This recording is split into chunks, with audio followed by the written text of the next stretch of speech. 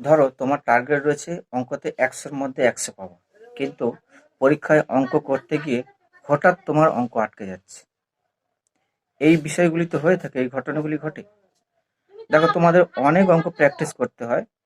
তোমাদের একচল বিশিষ্ট দ্বিঘাত সমীকরণ, গোলক রয়েছে, ভেদক রয়েছে, অংশীদারি কারবার রয়েছে, অনুপাত সমানুপাত রয়েছে, সুদ কষার অঙ্ক রয়েছে, দ্বিঘাতকরণে, এইরকম অনেক অধ্যায় রয়েছে তোমাদের অঙ্কে। তো তুমি টোটাল বই সম্পূর্ণ প্র্যাকটিস করে তুমি পরীক্ষায় বসছো। এবার পরীক্ষায় অঙ্ক করতে গিয়ে তোমার যখন আটকে যায়, তখন তুমি কি করবে? আজকের ক্লাসে আমি টোটাল সম্পূর্ণ ডিটেলস বর্ণনা করব এবং কয়েকটা টিপস বলে দেব যে অঙ্ক যখন আটকে যাবে তুমি তখন কি করবে, এবং সেই সঙ্গে বলে দেব কি কারণের জন্য তোমাদের অঙ্ক আটকে যায়। সাপোজ একচল বিশিষ্ট দ্বিঘাত সমীকরণ থেকে তুমি একটি অঙ্ক করছো। একচল বিশিষ্ট দ্বিঘাত সমীকরণ থেকে সমীকরণের সমাধান একটা অঙ্ক আসে পরীক্ষায়। এবার পরীক্ষার অ্যান্সার পত্রে, উত্তরপত্রে তোমরা কি করো? অঙ্কটা তুলে অঙ্ক করার চেষ্টা করো বা কষার চেষ্টা করো।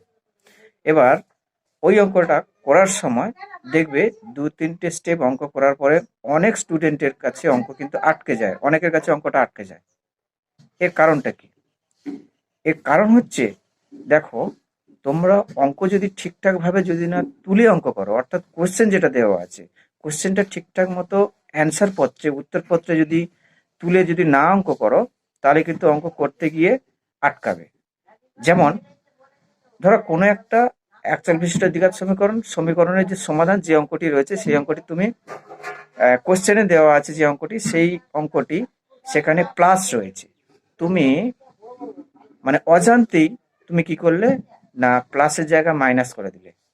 তো যখন প্লাসের জায়গা মাইনাস করে দিলে, তখন কিন্তু অঙ্ক করার সময় তোমার কোনো একটা জায়গায় দেখবে অঙ্ক আটকাবেই আটকাবে, বা অঙ্ক তুমি করছো, দেখবে শেষের দিকে অ্যান্সার কারেক্ট হবে না। আমি তোমাদের বলছি, এই বিষয়গুলি হয়ে থাকে। তো সব সময় খেয়াল রাখবে, যখন অঙ্ক তুলবে তখন অঙ্ক খুব সুন্দর করে ঠান্ডা মাথায় সুন্দরভাবে অঙ্কটা তুলবে, ধীরে ধীরে অঙ্ক করার চেষ্টা করবে। দেখবে তোমার একটুও ভুল হবে না অঙ্ক, এবং কোথাও অঙ্ক আটকাবে না। তবে এক্ষেত্রে আর একটা বিষয় বলে রাখি, যে অঙ্ক তোমাকে কিন্তু সবসময় বেশি করে প্র্যাকটিস করতে হবে। কেউ যদি কম প্র্যাকটিস করে অঙ্ক করে, তাহলে সে সঠিক অঙ্ক তুলে করলেও তার কিন্তু অঙ্ক আটকাবে। এটা জেনে রেখো।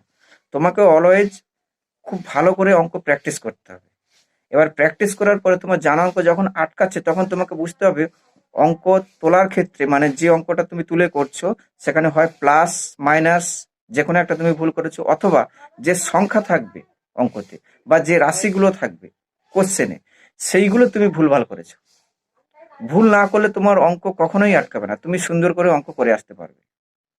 তাহলে অঙ্ক যখন আটকাবে, তখন খেয়াল করতে হবে তুমি হয় অঙ্ক তোলা তুমি ভুল করেছো, প্লাস মাইনাসের কোথাও ভুল করেছো। আরেকটি ক্ষেত্রে অঙ্ক কিন্তু আটকে যায়। সেটা কোন ক্ষেত্রে?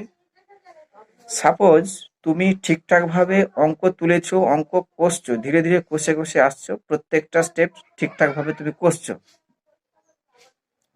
এবার মাঝখানটায়, মানে মাঝামাঝি জায়গাতে কোথাও তোমার অঙ্ক যখন আটকে যাচ্ছে, তখন বুঝতে হবে যে যে জায়গাটায় বা যে পজিশনে, যে স্টেপে তোমার অঙ্কটা আটকাচ্ছে, খেয়াল করতে হবে তার আগের স্টেপে কোথাও কোনো একটা সংখ্যা তুমি ভুলভাল লিখেছো। সাপোজ আমি যদি একটা উদাহরণ দিই, তাহলে বিষয়টা আরো তোমাদের কাছে ক্লিয়ার হয়ে যাবে। দেখো, আমরা ইংলিশে 40 বলি, কিন্তু তুমি যখন লিখছো, ভুল করে কখনো 80 লিখবে না। মানে ইংলিশে আমি 40 বলছি, ইংলিশে 4 মানে তুমি বাংলায় কিন্তু 4 লিখবে না, তাহলে ওটা 8 বুঝিয়ে যাবে। তো এই রকম ভুলগুলো কিন্তু অনেক ক্ষেত্রে হয়ে যায়। তো এই বিষয়গুলি খুব ভালো করে খেয়াল করে তোমাকে করতে হবে। খুব ভালো করে তোমাকে, মানে ঠান্ডা মাথায় অঙ্ক করতে হবে, ঠিকঠাক সংখ্যাগুলি লিখেছে কিনা। এই বিষয়গুলি যদি ঠিকঠাকভাবে যদি করো, তাহলে দেখবে অঙ্ক কোথাও আটকাবে না। তাহলে সব সময় অলওয়েজ খেয়াল রাখবে, 100-র মধ্যে 100 পেতে হলে অঙ্কতে তোমাকে ঠিকঠাকভাবে অঙ্ক করতে হবে, অঙ্ক ঠিকঠাকভাবে তুলতে হবে, এবং ঠান্ডা মাথায় তুমি অঙ্ক তোমাকে করতে হবে। তা না হলে অঙ্ক কিন্তু ঠিকঠাকভাবে তুমি করতে পারবে না, আর অঙ্কর অ্যান্সার কখনোই কারেক্ট হবে না। সেজন্য মূল যে বিষয়টি তোমাকে মাথায় রাখতে হবে সেটি হচ্ছে অঙ্ক বেশি করে প্র্যাকটিস করা। খুব বেশি করে তুমি যখন অঙ্ক প্র্যাকটিস করবে, প্রচুর যখন প্র্যাকটিস করবে, দেখবে কোনো অঙ্ক তোমার কিন্তু আটকাবে না। তাহলে অঙ্ক কখনোই আটকাবে না তুমি যদি ঠিকঠাকভাবে অঙ্ক তুলে যদি অঙ্কটি করো। প্লাসের জায়গায় মাইনাস যদি করে দাও তাহলে ভুল হয়ে যাবে। প্লাস মাইনাস ওখানে যা যেরকম আছে ঠিক সেরকমভাবে অঙ্ক তুলে অঙ্ক সুন্দরভাবে তুমি যদি করে আসতে পারো, তাহলে দেখবে অঙ্কতে 100-র মধ্যে 100 তুমি শিওর পাবেই পাবে। আজকে এটুকু তোমাদের কাছে বলার ছিল। তো আমার চ্যানেলে এখনো যারা নতুন রয়েছে, তোমাদের কাছে একটি ছোট্ট রিকোয়েস্ট রইল, তোমরা প্রত্যেকে আমার এই চ্যানেলটিকে সাবস্ক্রাইব করবে এবং তোমার বন্ধুদের মধ্যে আমার এই চ্যানেলটিকে শেয়ার করে দেবে।